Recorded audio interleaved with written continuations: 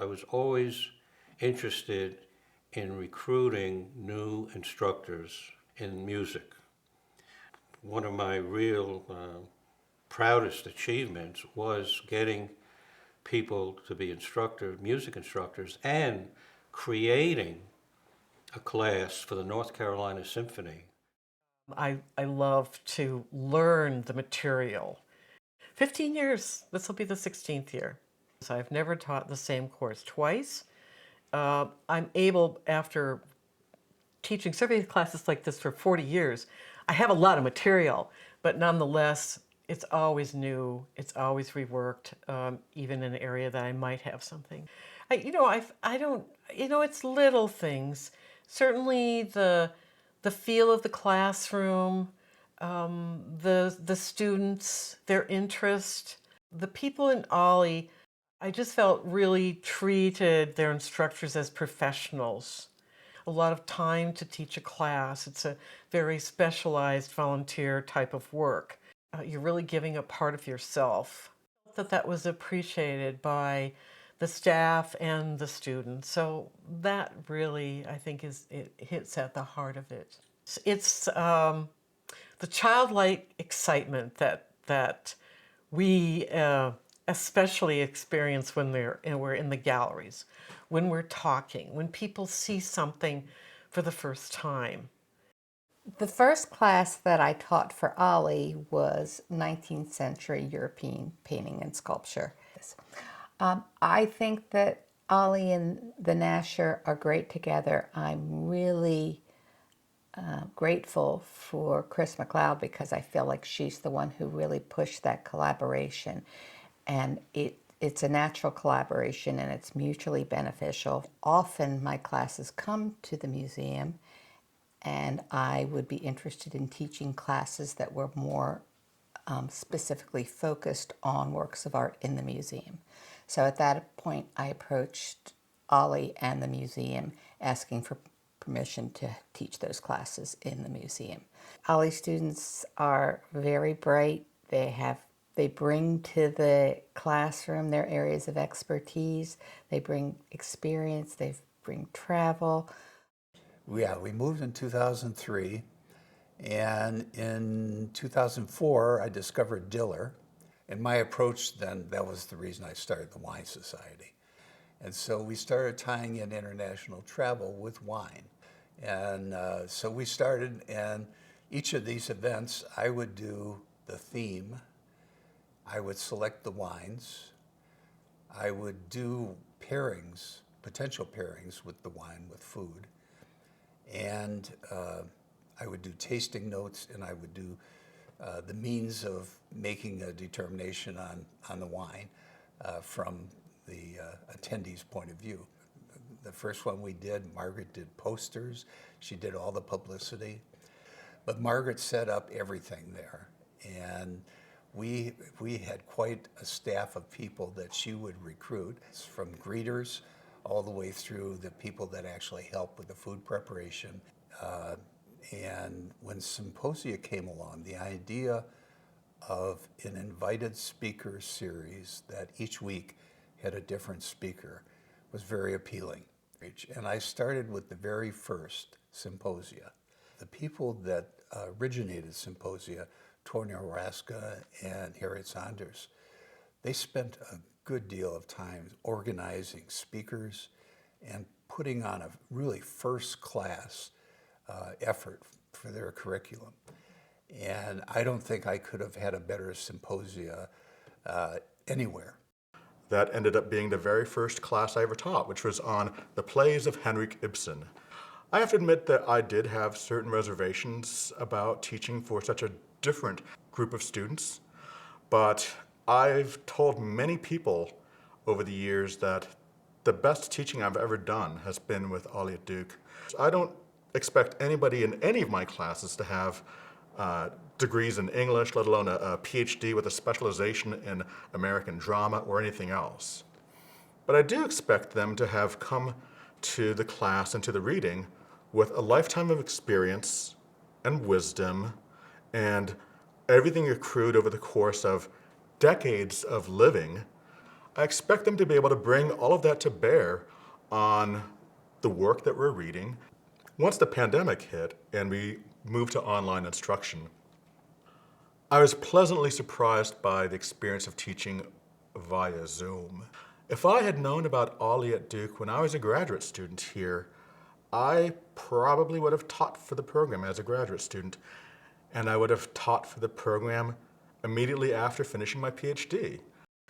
In 2015, I decided, hey, let me start teaching at Duke OLLI and see if that works. And I've been doing it ever since. And I just really love it. The classes I've taught at Duke OLLI are much more rewarding. The students really care about what you're talking about. Frankly, the internet has been wonderful because YouTube is an infinite source of entertaining little snippets. And to me, the entertaining little snippets is like spice on your meal. The meal can be really boring. You put a little bit of spice, it's great. Too much spice, it's not great. In my current course, I talked a lot about the Hubble Space Telescope. And he asked me a question that was incredibly detailed. And I asked him, sir, what's your background? And he says, oh, yeah, I was the project manager for the Hubble at Johnson Space Center. Yeah. And that happens like every semester. You find someone who really, really knows. So the question is, what is my peak moment at OLLI? What happened was, we hit the pandemic, everything stopped. And then Kris announced that she was going to have a 5-lecture series where individual instructors would contribute their course. And I did one of those 5. I had 282 students in that. And, that was thrilling. Duke OLLI is one of the shining stars at Duke University.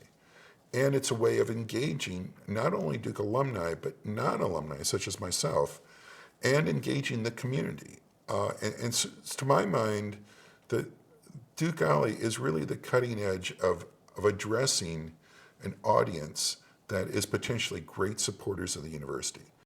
And I was now learning for fun, and I was learning about things that I've always wanted to know more about. I had taken an OLLI class in technology, and it was mostly everyone griping about technology.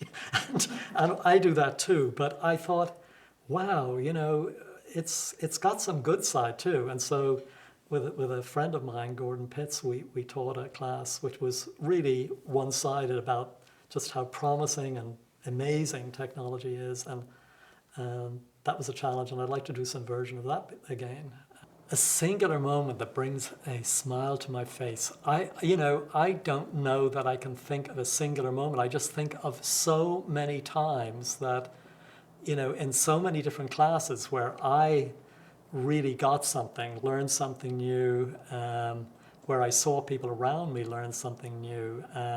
It was just incredible. I learned about OLLI through Religious Life, one of my colleagues. So he helped me put the proposal together. I submitted it. The first course that we did, it was on a new perspective of Islam, hopeful vision for our times. And it went over very well. And then since then, the next class we did, and that was a class on religious diversity. And we did that class with my good friend, Rabbi Emeritus John Friedman, and also the Reverend at the Chapel of the Cross, Elizabeth Melchioni. The next class we did was on racism, religion, and reconciliation. And this course was as a result of George Floyd and that whole situation. So we did a class that was titled on racism, religion, and reconciliation, tensions in America. It was a very, very well-received course. I think God blessed us to provide some information that is not typically provided in terms of the issues that we were hitting on that made people think about how those issues was a catalyst for the perpetuation of racism. So we worked hard to do that in these classes. So that experience of learning from even the students helped me become a better instructor. A lot of the students, they had experiences with Islamic countries. You had students who lived in different Muslim countries who knew about Islam in a very rich way. Actually, the food insecurity course that we taught in fall 2018 actually was the first project of a sort of emerging community engagement effort at OLLI. And just a sense of pride, a sense of accomplishment, and everything else was when we were first able to offer the food insecurity class. The food insecurity course was a unusual and innovative course for OLLI because it used a sort of project-based learning approach where the OLLI participants were actually working on projects with one of those nonprofits. I was happy to be a student for a good bit in that. And then I got to thinking, well, what kind of courses do I like? And one of the types of courses I liked taking were courses that went behind the scenes at the Museum of Art or at the World of Opera or Ballet or something like that. And I thought, well, what do I know like that? I was heavily involved with the Full Frame Documentary Film Festival here in Durham. So I thought I could do a behind the scenes at the Full Frame Film Festival. So I applied to teach this, or proposed teaching a course called The Road to Full Frame, because I figured I know something about that and I can get some good guest speakers. And I'd been on a committee through the National Council of Teachers of English that had a series of 3 or 4 Zoom meetings. So now we had to do that. And and I thought, well, I'm a can-do sort of guy. Maybe I can help with that. And then once I said, okay, I'll try it, I'll do one session, a selection of what I'd done in my Sondheim course, and that went pretty well. And later on they said, this is something I've looked forward to all week. And I was just astonished. It became clear that we were attracting people to the online courses that had not been coming to or didn't consistently come to the in-person classes, because there was virtually no limit on the number of people I could lecture to. Then nobody was closed out of the class. Well, of those 3 roles, student, instructor, and leader or committee member or board member, yes, I think instructor has been the one I've just fallen in love with. I became aware of DILR, as it then was, not long after it started, because I knew Gino Barr, she was a neighbor of mine, and I also knew Sarah Craven, who is in my book club. My late husband, Earl Brill, taught for OLLI for several years. He really, really enjoyed teaching for OLLI, and I remember 2 things he said. He said that you get as much from the students as you are giving, but also he liked to teach subjects he didn't know that much about, because he said there's nothing like teaching it to learn about it. I'm quite committed to staying with Zoom. Much as I enjoyed the in-person classes, I've got used to Zoom, I've found a way of enjoying it, and I have too many distant students. I couldn't let them down. So what I most enjoyed about being an OLLI instructor was the opportunity to build relationships with people who I might not otherwise come into contact with. And this is a diverse community. And so when I say diverse, I don't mean just diversity in terms of race or ethnicity. I mean in terms of lived experience. And so the students who are adults who come through OLLI have fascinating backgrounds. They have lived full lives. They have had long careers. They have raised family. They have been in politics. They have been in all sectors of industry. And so having the ability to meet those people and experience that diversity, even as I was facilitating a course, I learned a great deal about other people. One of the greatest rewards of co-facilitating a class with Linda Hubbard Curtis at the end of my time instructing was the outgrowth of a special interest group around courageous conversations. And isn't that what is so needed at this point in time in our politics and our social construct? And so I think that might be my greatest reward. It wasn't so much really the content or the speakers that I was coming, all of that was grand and wonderful, but that continues, those conversations are continuing even after the class is completed. I feel like that is the greatest reward and the greatest evidence of the efficacy of the work that I did at OLLI. I would have to say the one thing, it would be my connection to Joe Harvard, who was teaching transformation of the Bull City. His work at OLLI as an instructor and a facilitator really created a model for me on how I would like to be a part of OLLI as a facilitator and an instructor. I'm hopeful that we will understand the value beyond just the course curriculum that OLLI brings to this community.